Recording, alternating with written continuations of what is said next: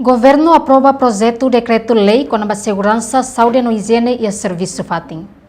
Projeto Decreto-Lei com a Segurança, Saúde e Higiene e Serviço FATIM apresenta o Ministro Coordenador Assunto Econômico, Joaquim Amaral, no Secretário de Estado Profissional no Emprego, Alarico do Rosário, liu reunião ordinária Conselho Ministro e a Palácio Governo dele, quarta-feira semanane.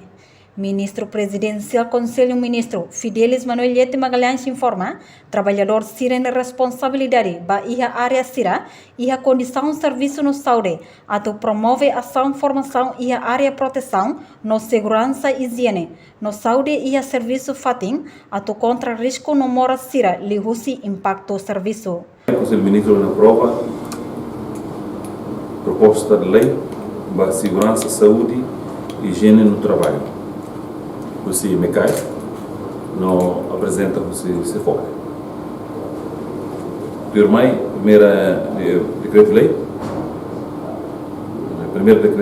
primeira alteração para decreto-lei número 23, 2009, 5 de agosto, com o novo regime das infrações administrativas contra a economia e a segurança alimentar.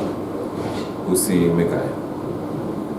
Objetivo atividade de higiene e segurança no saúde e a serviço FATIM, atu garante condição de serviço e a qualquer empresa e a condição físico, mental no social, nebe dia la os det livre moras no enfermidade.